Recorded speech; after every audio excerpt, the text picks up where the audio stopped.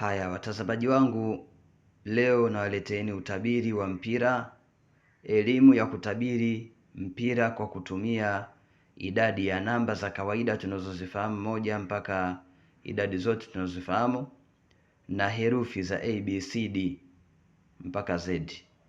Utabiri wa mpira kwa kutumia idadi ya namba za kawaida na herufi. Utabiri wa mpira kitaifa na kimataifa, ndani ya nchi na nje ya nchi.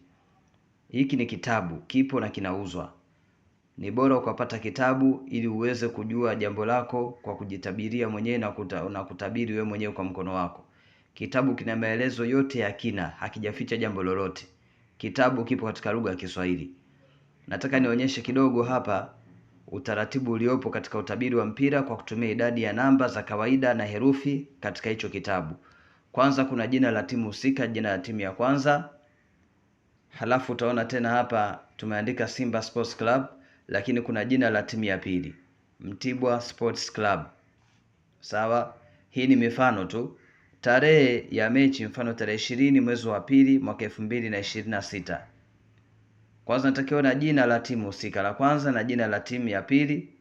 Tarehe tunaandika kama hivi tulivyoandika hapa. Eneo, mfano Amani Karume Stadium. Sawa?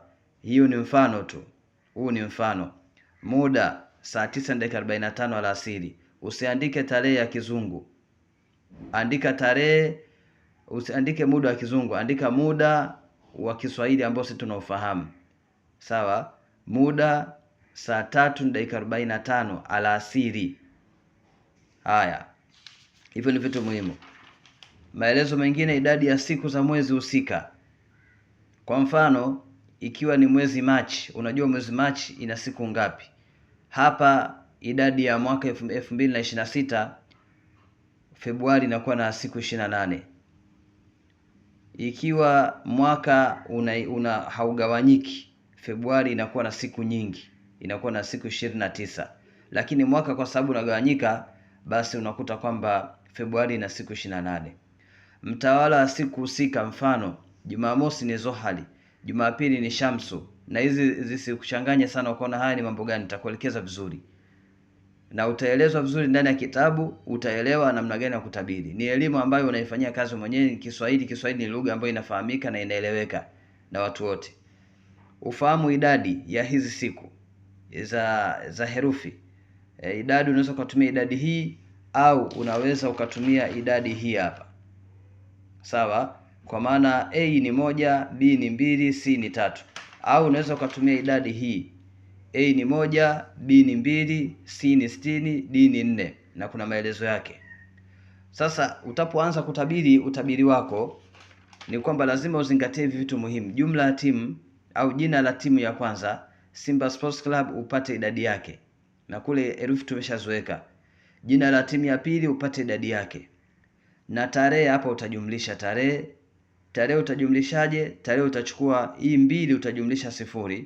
Utajumlisha 0 utajumlisha 2. Utajumlisha 2 utajumlisha 0. Utajumlisha 2 utajumlisha 6. Kwa mfano kwa hapa itakuwa ni 2 jumlisha 0 2, na hapa 0 2, na hapa inakuwa ni 4, na hapa inakuwa ni 6, na hapa inakuwa ni 6, na hapa inakuwa ni 8. 8 na hii 6 inakuwa ni 14. Kwa hiyo tarehe 20 mwezi wa pili 2026 ni jumla hapa ni 14. Maelezo mengi yako ndani ya hicho kitabu ambacho tunakiuza. Kwa yule ambaye anataka kununua, karibu sana, unaweza kununua kitabu kwa njia ya PDF. Tunauza katika mfumo wa WhatsApp peke yake.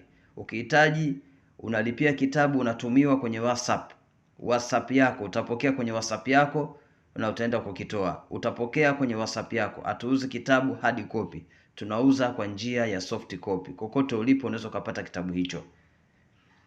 Eneo utajumlisha hapa kama jinsi maelezo jinsi yalivyo, na bado maelekezo pia yapo yanaendelea zaidi katika kitabu hiki kuweza kuelewa nini ambacho kinachohitajika. Kwa hiyo mimi umekuhitaji, ni bora ukanunua ili uweze kupata elimu kamili. Namba yangu ni 0688 35 81 73 ya WhatsApp.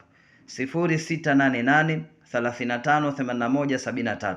Kama uko nje ya nchi, anza na alama kujumlisha 255 688 358173.